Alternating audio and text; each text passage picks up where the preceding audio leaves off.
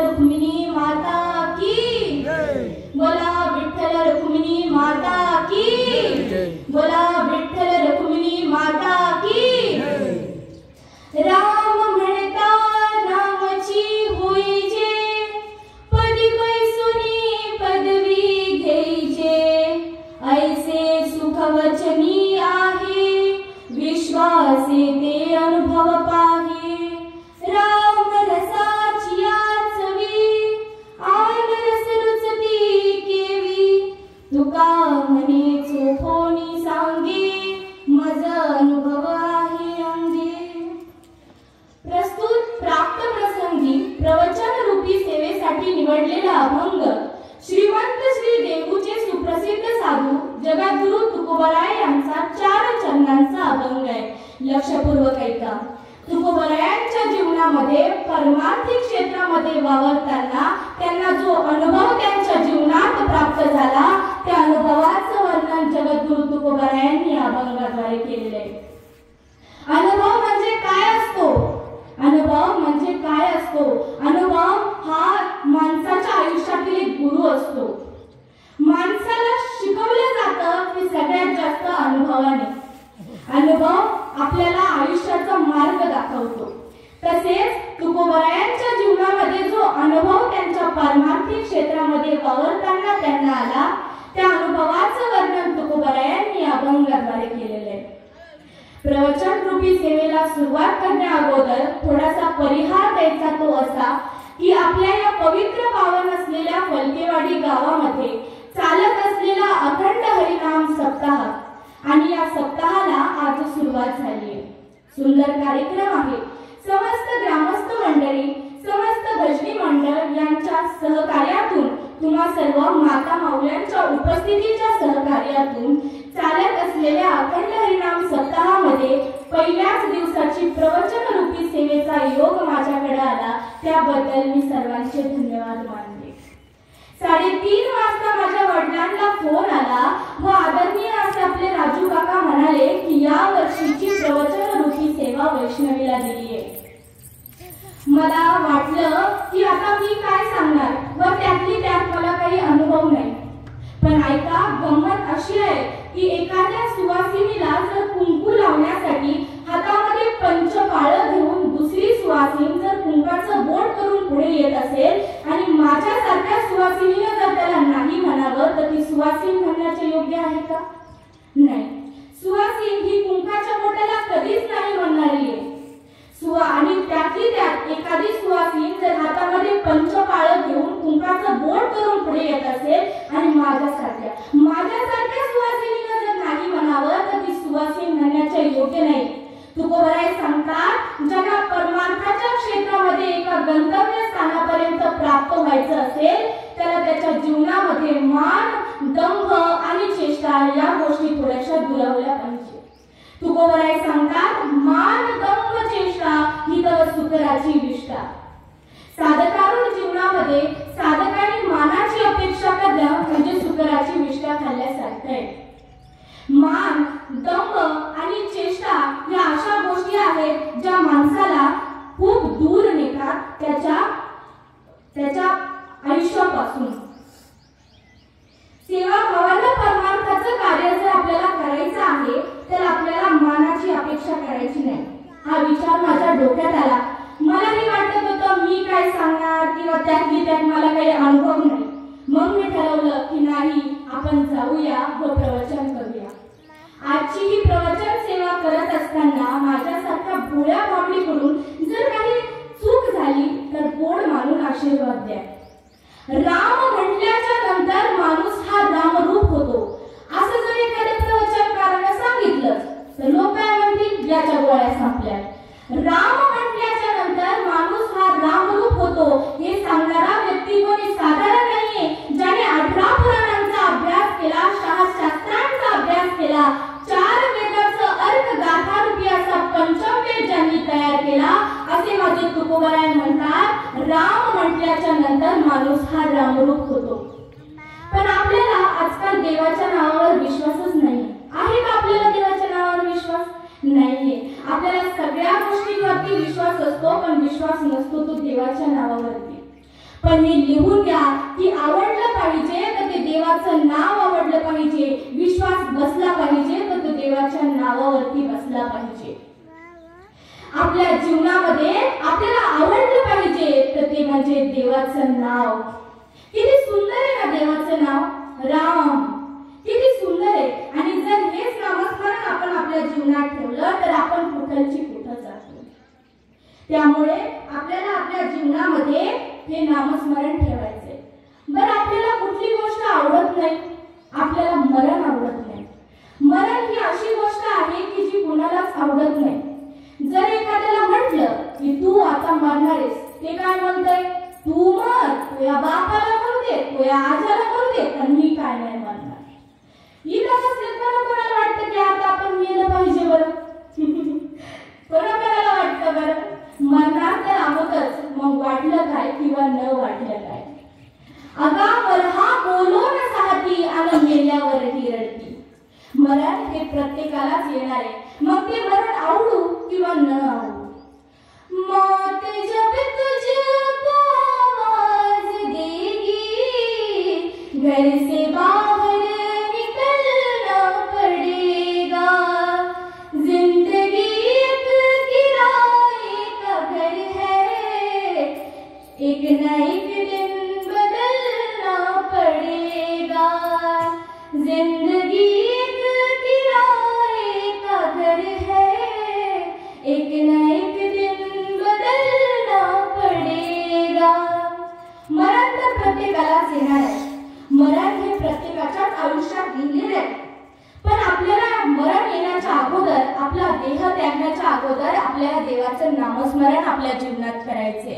जोपर्यंत या देहात प्राण आहे ना प्राण, तोपर्यंत देवाचं नामस्मरण आपल्याला घ्यायचंय. जोपर्यंत आपण जिवंत आहोत तोपर्यंत आपल्याला देवाचं नामस्मरण घेतलं पाहिजे. लोकांचं आयुष्यभर चांगलं केलं पाहिजे. चांगलं नाही करता आलं तर किमान वाईट नाही केलं पाहिजे. पण असतात काही असे लोक जे जीवनभर पण लोकांना त्रास देतात आणि मेल्यावर पण लोकांना त्रास देतात. आता तुम्हाला मेल्यावर कसं काय? मेल्यावर थोडी माणूस राहते, मग आता कसं काय त्रास देईल? ऐका, मी तुम्हाला एक गोष्ट सांगते. एक म्हातारा होता ज्याने जीवनभर लोकांना त्रास दिला आणि मेल्यावर पण लोकांना त्रास दिला. ऐका, लक्षपूर्वक ऐका. एक म्हातारा होता ज्याने जीवनभर लोकांना त्रास दिला आणि मेल्यावरही लोकांना त्रास दिला. आता तुम्हाला मेल्यावर कसं काय ते? लक्षपूर्वक ऐका. एक म्हातारा होतं, पण फलकेवाडीतलं नव्हतं बरं का. एक म्हातारा होता ज्याने जीवनभर लोकांना त्रास दिला आणि मेल्यावरही लोकांना त्रास दिला. म्हाताऱ्याने आता ठरवलं होतं की आता आपण मरणार आहे. म्हातारा आता मरायला टेकलं होतं. म्हाताऱ्याला आता वाटू लागलं आपल्याकडे काय, आपण 4 दिवसाचे पाहुणे आहोत. पण असं नाही मरायचं तर लोकांना त्रास देऊनच मरायचं. म्हाताऱ्याला शहाणं होतं. म्हाताऱ्याने आयुष्यभर लोकांना त्रास दिलेला होता. म्हाताऱ्याने ठरवलं असं नाही मरायचं तर लोकांना त्रास देऊनच मरायचं. म्हाताऱ्याने साऱ्या गावात गवंडी पेटवली. म्हणजे ऐका सगळे, मी 4 दिवसाचा पाहुणा आहे, फक्त 4 दिवसाचा. तुम्ही माझी शेवटची इच्छा पूर्ण नाही कराल? लोक म्हणजे तू एक काय 1000 इच्छा पूर्ण करतो, पण तू आधी मर. हे लोक काय म्हणले? तुझ्या एक काय आम्ही 1000 इच्छा पूर्ण करतो, पण तू आधी मर. ते म्हणले बाबा सांगा तुमची शेवटची इच्छा काय? तर म्हाताऱ्याला चॅप्टर होतं. म्हातारा काय म्हणलं, हे बघा, जेव्हा माझा मृत्यू होईल, जेव्हा मी हा देह त्यागेल ना, तेव्हा मला 4 लोकांच्या खांद्यावर न्यायचं नाही. आता लोक म्हणले नवीनच फॅड आलं दिसते मार्केटमध्ये, 4 लोकांच्या खांद्यावर न्यायचं नाही. लोक म्हणले ठीक आहे बाबा, आम्ही तुम्हाला 4 लोकांच्या खांद्यावर नेत नाही. मग 4 लोकांच्या खांद्यावर न्यायचं नाही तर तुम्हाला स्मशानभूमीत न्यायचं तरी कसं? बाबा म्हणले एक काम करा, दोरी आणा, माझ्या पायाला बांधा आणि मला फरफटत वडा स्मशानभूमीत न्या. ते म्हणले ठीक आहे बाबा, आम्ही असं करतो. लोकांना वाटलं का म्हातारं मरता येईल, त्याच्यात काय एवढा विचार करायचा. एक दिवस आला, म्हाताऱ्याचं मरण पावलं. म्हातारं आता मरण पावलं, सगळीकडे शोकाचं वातावरण झालं. लोकांनी जसं म्हाताऱ्याने सांगितलं तसं त्याच्या पायाला दोरी बांधली आणि त्याला फरफटत वडत स्मशानभूमीत नेलं. आता ऐका, गंमत अशी आहे की म्हाताऱ्याला होते 2 मुलं. किती होते? 2 मुलं. एक मुलगा होता पोलीस आणि एक मुलगा होता वकील. आता म्हाताऱ्याच्या बाजू घेणार होते काय ते लोक गावामध्ये, म्हाताऱ्याचे दुस्त मित्र. त्याने काय केलं, म्हाताऱ्याला स्मशानभूमीत फरफटा थोडाच नेलं, पाहिलं आणि पोलीस असणाऱ्या मुलाला फोन केला. ते म्हणले, काय काकीची वर्दी घालून बसलाय तू तिथं? इथं तर म्हाताऱ्याला फरफटा थोडं स्मशानभूमीत नेलंय. कशाला बसलाय तू तिथं? म्हणे एवढा कोट पाळाकोट घालून इथं तो म्हाताऱ्याला फरफटा थोडं स्मशानभूमीत नेलंय. आता पोलीस होता, लवकर गरम झाला बिचारा. मला काय, माझ्या म्हाताऱ्याला फरफटा थोडं केलेला लोकांनी, आता थांब बघ मी काय करतो. त्याने परिसरातील असलेल्या पोलिसांना फोन केला. म्हणले, जिथं पुढे माझ्या म्हाताऱ्याला नेलंय ना यांनी फरफटा थोडं त्या लोकांनी, तिथं जा आणि त्या सगळ्यांना घ्या आणि गाडीत टाका. आता लोक सारी म्हाताऱ्याची माती करायला गेलेले. आता सगळ्यांनी म्हाताऱ्याला अग्नी दिला. म्हणजे बरं झालं, गावाची पिढा टळली, सगळे आनंदाने नाचू लागले. पण तेवढ्यात एक पोलिसाची गाडी तिथं आली आणि म्हणले, पोलिसाची गाडी कसं काय आली? काही समजतं तेव्हाच त्या सगळ्या लोकांना, जेवढे लोक तिथं माती करायला होते ना म्हाताऱ्याची, तेवढ्या लोकांना, सगळ्या लोकांना गाडीत टाकलं. गाडीत टाकल्याच्या नंतर त्यांना जेलात आणलं. जेलात आणल्याच्या नंतर म्हाताऱ्यांनी सगळ्यांना जेलात टाकलं. म्हणजे म्हाताऱ्यांनी मरता मरता सगळ्यांना जलात टाकलं आणि मगच म्हातारं गेलं. जाय तिकडे पिढी लोका जोडी भांडवल तुका, जाय तिकडे पिढी लोका जोडी भांडवल तुका. याचा अर्थ असा आहे की जिकडे ते जाते ना तिकडे नुसतं त्रासच देते. प्रवचनात आलं, गप्प बसणार नाही, महाराजांना काही येतच नाही, महाराजांना मध्ये मध्ये चुकतंय, महाराजांचा अभ्यासच नाही. म्हणजे जिकडे जाईन तिकडे हे नुसतं लोकांची निंदा करते. पण असे खूप सारे नमुने या जगात असतात. पण आपल्याला या नमुन्यांकडे लक्ष द्यायचंय का? बिलकुल नाही. आपल्याला या नमुन्यांकडे लक्ष न देता आपल्याला लक्ष केंद्रित करायचे भगवंताच्या नामस्मरणाकडे. आपल्याला आयुष्यात फक्त आणि फक्त भगवंताचं नामस्मरणच करायचंय. तुका म्हणे हासे जन नाही कागतय ठाई. गोपिकांना लोक हसू लागले, खूप हसले लोक गोपिकांना. हे काय करू राहिले असे कृष्ण, सतत कृष्णा कृष्णा कृष्णा. पण गोपिकांनी नाम घ्यायचं सोडलं नाही. अगदी त्याचप्रमाणे आपण पण अशा लोकांकडे लक्ष न देता आपलं जे नामस्मरण आहे ते सतत चालू ठेवलं पाहिजे. आणि एवढंच नाही, आता हा 7 दिवसाचा आपला सप्ताह असतो तेव्हा आपण अखंड देवाचं नामस्मरण करतो.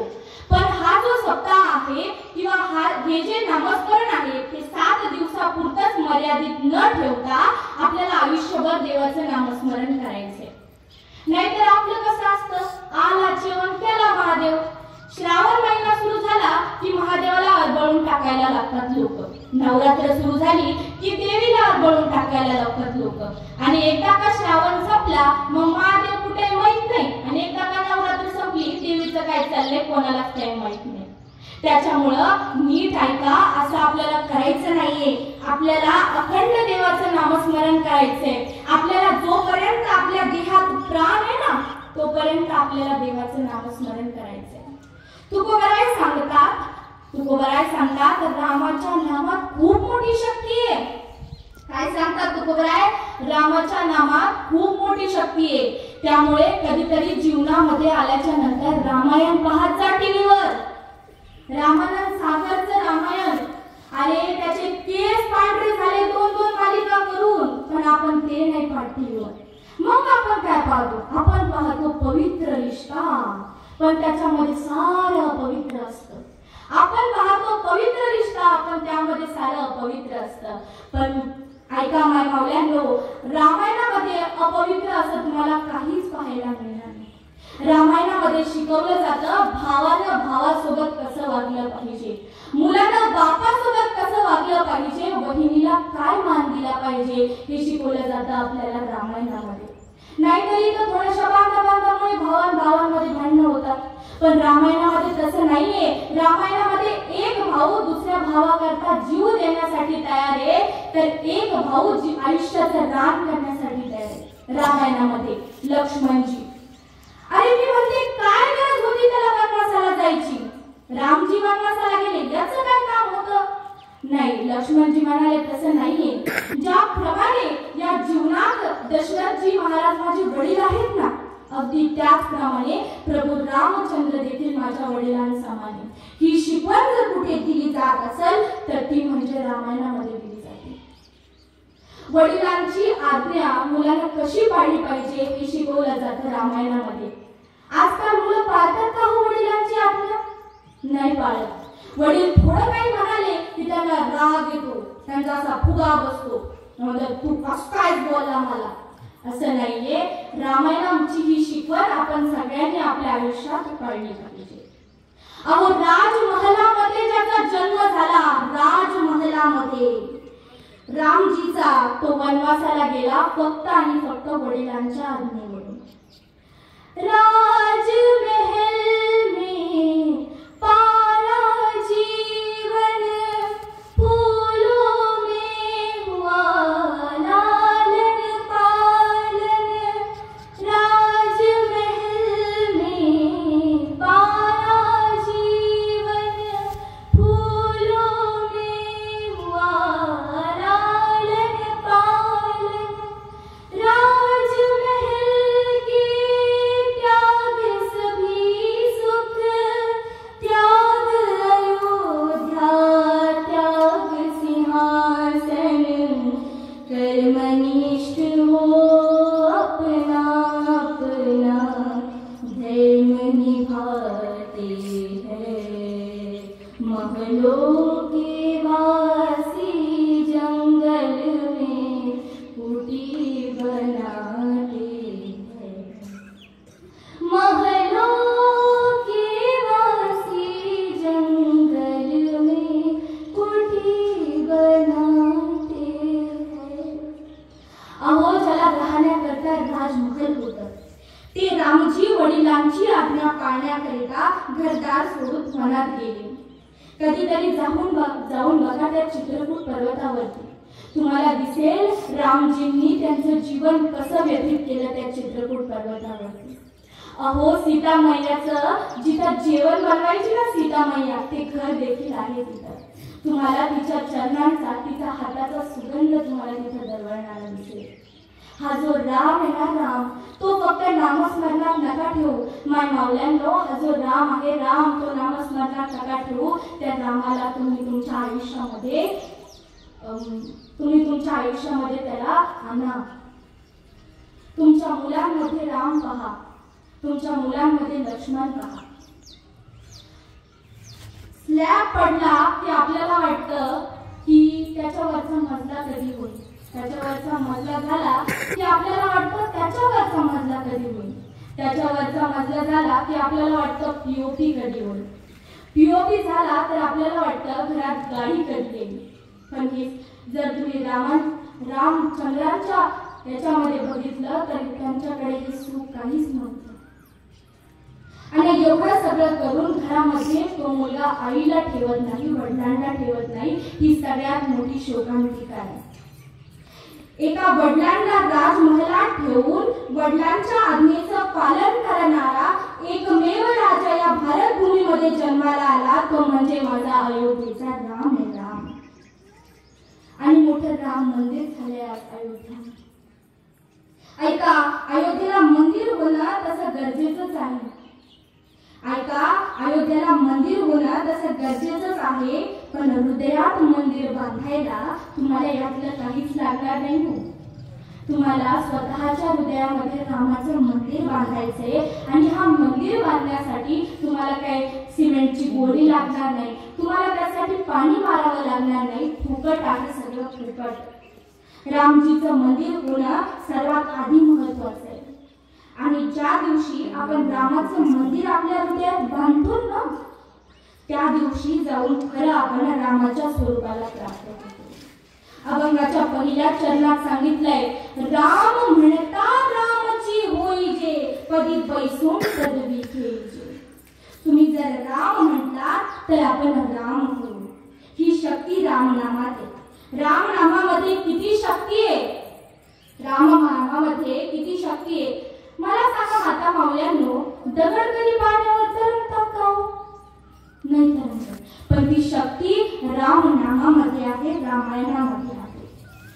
राम नाम आधार जिन्हें वो जल में राह बनाते हैं, जिन पर कृपा राम करे वो पत्थर भी तर जाते हैं, पत्थर भी तर जाते हैं।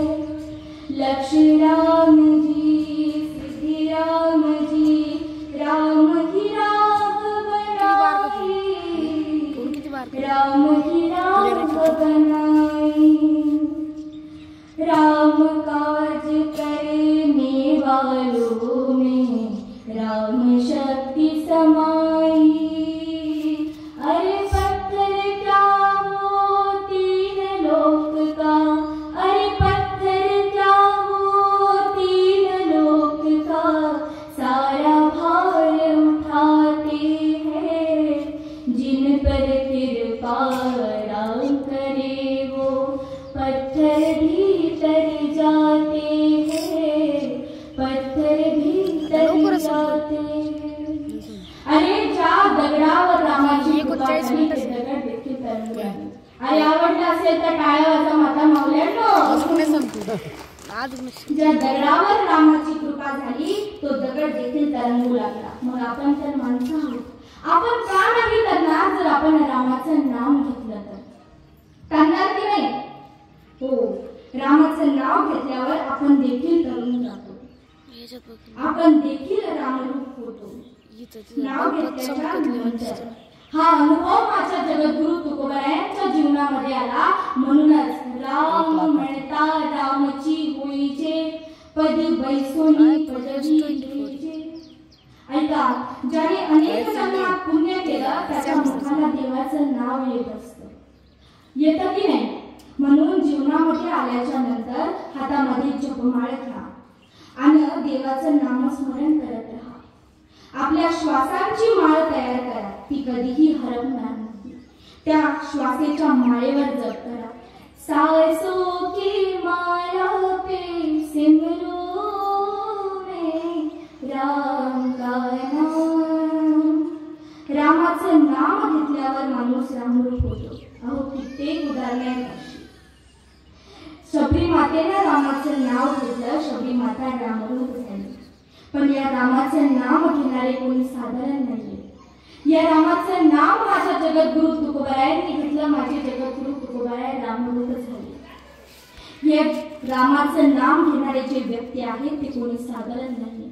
अहो, रविदासजी महाराज तर म्हणतात की देवा, हे देवा, तू मला कधीही तुझ्यापासून दूर करू नकोस, कारण की तू जर मला तुझ्यापासून दूर केलंस ना तर मी माझा संबंध कोणाशी जोडेल? देवा, देवा, तू मला काहीही दे, या आयुष्यात कितीही संकट दे, पण तू मला तुझ्यापासून दूर करू नकोस. कधी देवा, तू मला तुझ्यापासून कधी दूर करू नकोस. रामासोबत संबंध जोडल्यामुळे माझे ज्ञानोबराय कोण झाले?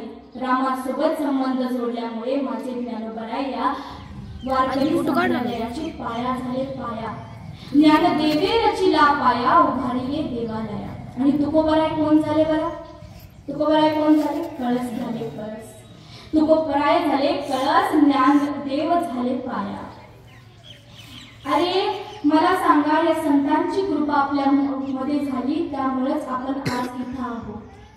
मला सांगा, आपल्याला कळलं असतं का रे? गीता कळाली असते आपल्याला? इतकी अवघड संस्कृत मध्ये गीता फक्त आणि फक्त ज्ञानेश्वर माऊलींमुळे आपल्याला सोप्या मराठीत समजली. हे त्यांचं आपल्यावरती दिलेलं दान आहे, खूप मोठं दान आहे. त्यामुळे आयुष्यात तुम्ही कोणालाही विसरले तरी चालेल, पण कधीही माझ्या तुकोबाराय आणि ज्ञानोबारायांना विसरू नका. आयुष्यात तुम्ही काहीही विसरले तरी चालेल, पण माझ्या ज्ञानोबाराय आणि तुकोबारायांना कधी विसरू नका. हमें जो तुम्हारा सहारा न मिलता, भंवर में ही रहते किनारा न मिलता, दिखाई न देती अंधेरों में ज्योति, अगर तुम ना होते, अगर तुम ना होते. ज्ञानदेवांनी अशा प्रकारे आपल्याला या मराठीमध्ये सुंदर अशा प्रकारे जी गीता आहे ती थोड्या आणि सोप्या शब्दामध्ये समजून सांगितली. ज्ञानोबराय स्वतः महाविष्णूंचा अवतार झाले. तुकोबाराय स्वतःला देवाला म्हणतात, माझ्याकडे खूप संपत्ती आहे देवा, मी खूप धनी आहे, मला यातलं काहीही नको. फक्त मला जर तुझ्या कशामध्ये पाहिजे नसेल, मला जर काही पाहिजे नसेल, मला जर सुख कशात वाटत असेल तर ते फक्त माझ्या रामाच्या नामात दे देवा. ऐसे सुख वचनी आहे विश्वासे तो अनुभव पाही. जे सुख रामाच्या नामात आहे ना ते कशातच नाही. एवढंच नाही तर संत कबीरदासजी म्हणतात, खूप गाजलेली ओळी आहे बघा, जो सुख पावे राम भजन में वो सुख नहीं अमीरी में, मन लागो मेरा यार फकीरी में, मन लागो मेरा यार फकीरी में. पण आज आपल्याला देवाच्या नामामध्ये सुख वाटत नाही. आपल्याला सुख वाटतं तंबाखू चोळण्यामध्ये, आपल्याला सुख वाटतं दारू पिण्यामध्ये, आपल्याला सुख वाटतं तमाशा बघण्यामध्ये, आपल्याला सुख वाटतं सैराट पाहण्यामध्ये. सैराटच्या पिक्चरला सगळ्यात जास्त प्रोत्साहन देणारा हा आपला जिल्हा आहे. तुम्हाला माहिती आहे का? जे पैसे थिएटर मध्ये पिक्चर पाहण्यात तुटतात ना ते इथे प्रवचनात मागल का मी? तशी इच्छा असेल तर त्या मला जाताना घेऊन जाईल. ऐका, हे सगळं नष्ट होणार आहे, पण या जगामध्ये माझं ज्ञानोबा आहे आणि तुकोबारायांचं नाम जिवंत राहणार आहे. तुम्हाला एक सांगते, ही जी कलियुग चालू आहे ना सध्या, हे 4 युगांमधला सगळ्यात आणि सगळ्यात भयंकर युग आहे. या युगाचा अंत कसा होणार आहे तुम्हाला माहिती आहे का? तर ह्या युगामध्ये शेवटी कल्की अवतार होणार आहे, महाविष्णूंचा 10वा आणि शेवटचा अवतार, जो या सगळ्या पृथ्वीचा नाश करणार आणि पुन्हा पहिल्या युगाची स्थापना करणार. त्यामुळे या जगात काहीही टिकून राहणार नाहीये. टिकून राहील ते फक्त माझं ज्ञानोबा आणि तुकोबारायांचं नाम. आपल्याला हे आवडत नाही, देवाच्या नामात सुख माना. एकदा संत कबीरदासजी महाराज म्हणतात, नामस्मरण करत चालले होते, श्री कृष्ण गोविंद हरे मुरारे, हे नाथ नारायण वासुदेवा, श्री कृष्ण गोविंद हरे मुरारे, हे नाथ नारायण वासुदेवा. असं भजन करत रविदासजी महाराज चालले होते. जात असताना त्यांनी पाहिलं की एक लिंबाचं झाड होतं. त्याच्या खाली 4-5 जण गप्पा मारत बसले होते. असं गोल रिंगण करून बसले होते आणि त्याच्या मध्यभागी काय होतं? ज्ञानेश्वर गाथा नव्हता, तर त्यांच्या मध्यभागी काय होतं? मला सांगा, आपण टेन्शन आल्यावर काय घेतो? काय घेतो आपण टेन्शन आल्यावर? आता प्रत्येकाची वेगवेगळी पद्धत असते, पण मला टेन्शन आलं की मी ताक पिते. ताक पिल्याने टेन्शन कमी होते, पण लोक का घेत नाही काय माहित. संत कबीरदासजीने पाहिलं, त्यांच्या समोर मोठे मोठे खंबे होते. खंबे कळतात ना तुम्हाला? खंबे चांगले कळतात. कबीरदासजी म्हणतात, अरे एवढा अनमोल किमतीचा नरदेह यांना देवाने दिलाय. अरे राम नामाचा रस सोडून दिला आणि मद्याचा रस हे प्राशन करतात. कबीरजींना वाटले, चला यांना आपण काही चांगला मार्ग दाखवू. असे म्हणून कबीरदासजी त्यांच्याकडे गेले व त्यांना म्हणाले, अरे दारू पिऊ नका, देवाने एवढा सुंदर नरदेह दिलाय तुम्हाला. लईच जर पिया वाटत असेल ना तर मी सांगते ते प्या. आता लोकांना वाटलं ते तर आपल्यापेक्षा बी हुशार निघाला, याच्याकडे कोणती आहे काय माहिती, आपल्याकडे तर गंगाच. सगळे आश्चर्यचकित झाले. या महाराजांना आपल्यापेक्षा भारी माहित होतं. अरे मी पण एक नशा करतो. जीवनात ही नशा जर तुम्ही एकदा केली ना तर जीवन भर उतरणार. ही नशा दुसरी तिसरी कोणतीही नव्हती. ती नशा म्हणजे परमार्थाची नशा. ती वारकरी राम नामाची नशा करत आहे. आता ही एक नशाच आहे. प्रवचन असू द्या, कीर्तन असू द्या, गायन असू द्या, वादन असू द्या, ही एक प्रकारची नशाच आहे. आणि ती म्हणजे कोणती तर परमार्थाची नशा आहे. पण ही नशा आपल्याला भगवंताच्या चरणाशी नेऊन सोडणारी आहे. आणि दुसरी जी नशा करतो ना ते नरकापर्यंत नेऊन सोडणारी. दारू गांजा मत पियो यारो, अकल गुंग हो जाती है. अरे दारू गांजा मत पियो यारो, अकल गुंग हो जाती है. खरं सांगा, एखादा जर दारू पिऊन पडला, एखाद्या रस्त्याच्या कडेला पडलेले असते 4-5 जण. आता कसं आहे, शॉपमध्ये पण बरेचसे असतात. मला तर हॉटेल माहिती का? निसर्ग हॉटेल. माहितीच असेल, तिथं असते तसे 4-5 जण. तर मला सांगा की एखादं जर दारू पिऊन असं नदीच्या काठाला पडलं आणि कुत्र्याच्या पिलानं जर त्याचं तोंड चाटलं तरी त्याला कळत नाही. कळतं का? नाही कळत. दुसरा एखादा दारुडा येतं, त्याच्या खिशातले पैसे काढून येतं आणि तोंडामध्ये माती जाते. अशी अस्वस्था दारू पिल्याच्या नंतर निर्माण होते. अरे दारू पिल्याच्या नंतर काय फायदा आहे तुमच्या जीवनामध्ये? आता पिली सकाळी उतरून जाते, आता पिली सकाळी उतरून जाते. पाणी जर टाकलं ना भांडभर पाणी तर लगेच उतरते. केलंय का कोणी कधी? नाहीच केलं. एकदा प्राशन केली तर आयुष्यभर उतरत नाही. पण जी परमार्थाची जी नशा आहे ना, नशा, ती जर तुम्ही केली ना तर ती एकदा केली तर आयुष्यभर कधीच उतरणार नाही. हरि नाम ही केवल सत्य, यह मिथ्या जगत विचारना सीखो. झूठ कपट निंदा को त्यागो रे, मुख से हरि नाम लेना सीखो, मुख से हरि नाम लेना सीखो. तुकाराम महाराजांनी फक्त राम नामाची नशा केली. महाराज म्हणतात बाकीचे सगळे रस मला आवडत नाहीत किंवा माझ्या राम नामाच्या पुढे फिके वाटतात. राम रसाचिया चवी आन रस रुचती केली, ऐसे सुख वचनी आहे विश्वासे तो अनुभव आहे. तुकोबराय म्हणतात जे सुख राम नामात आहे ना ते कशातच नाही. हे मी काय असं सांगत नाही म्हणतात, हे माझ्या अनुभवाचे बोल आहे. जगद्गुरु तुकोबरायांनी त्यांच्या परमार्थिक क्षेत्रामध्ये जो अनुभव आला त्याचं वर्णन करणारा हा 4 चरणांचा अभंग. राम म्हणता रामची होईजे, पदी पैसोनी पदवी घेईजे, ऐसे सुखवचनी आहे विश्वासे तो अनुभव पाहे. राम रसाची चवी आन रस रुचती केवी, तुका म्हणे चोखोनी सांगे मज अनुभव आहे. आज आपल्या या सप्ताहाचा पहिलाच दिवस आहे. नामाचं महत्त्व सांगावं म्हणून हा अभंग मी तुमच्या समोर म्हटला. आणि आज राजू काकांमुळे ही प्रवचन रूपी सेवा मला प्राप्त झाली, त्याबद्दल मी त्यांचे मनापासून धन्यवाद देते. आणि तुम्ही माझी प्रवचन सेवा इतकी चांगली काम लावून ऐकताय त्याच्यासाठी तुमचेही मी धन्यवाद देते. तसेच माझे वडील व आई दोघेही इथे उपस्थित आहेत, त्यांचेही मी धन्यवाद देते. त्याचसोबत माझे काका, आजी आजोबा, भाऊ व आदरणीय असे आमचे मिसाळ काका, खरं तर ते शेवगाववरून खूप दुरून इथपर्यंत आले, त्यांचेही मी धन्यवाद देते. तसे संपूर्ण जन आपल्याला या नाम सप्ताहाची शोभा वाढवण्यासाठी आहे, त्यांचेही मी धन्यवाद देते. जाता जाता मी एवढं सांगेन की प्रत्येकाने आपल्या आयुष्यामध्ये नामस्मरण केलं पाहिजे. आपल्याला जे काही आहे ना या संतांनी दिलंय ना, जेवढी माया त्यांनी आपल्यावर केली ना ती कधीच विसरू नका.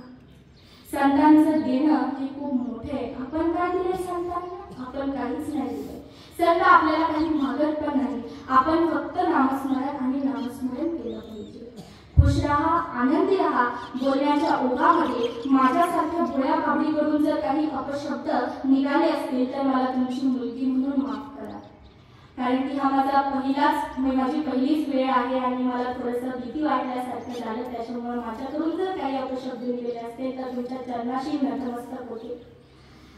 कुंडली करदे हरी विठ्ठल श्री ज्ञानदेव तुकाराम, पंढरीनाथ भगवान की जय, माऊली ज्ञानेश्वर महाराज की जय, संत शिरोमणी एकनाथ महाराज की जय, सर्व संतां की जय.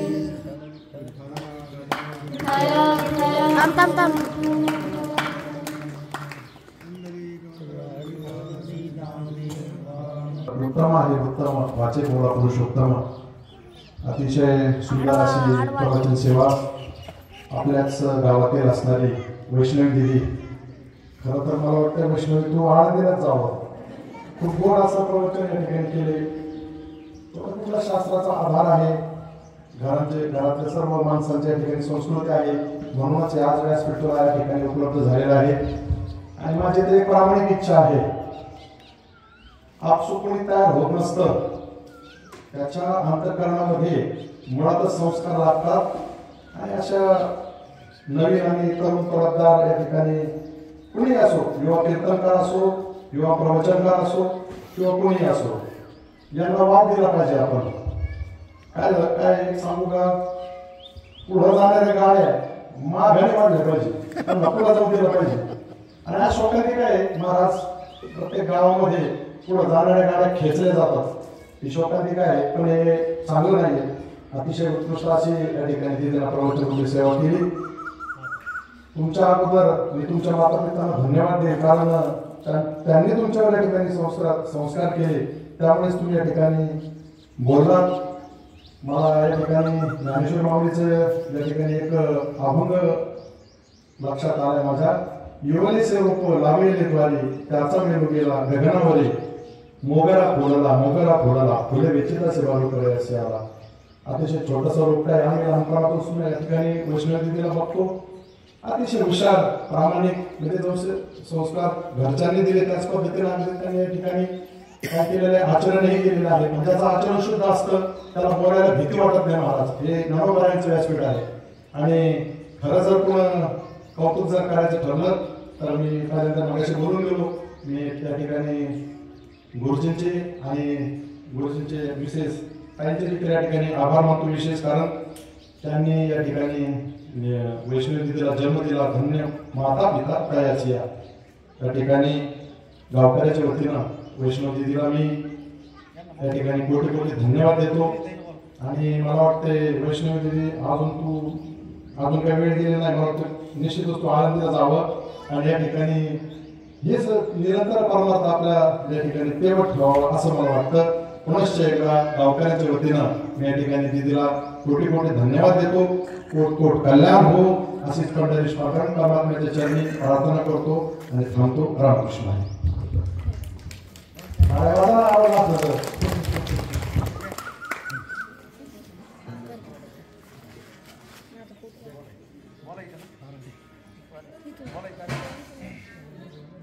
इथून चांगलं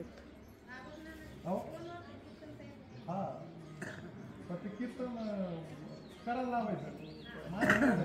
गावातले लोक गावातले कीर्तन करायला पुन्हा घेऊन जायचे. मग आता आईची फोटो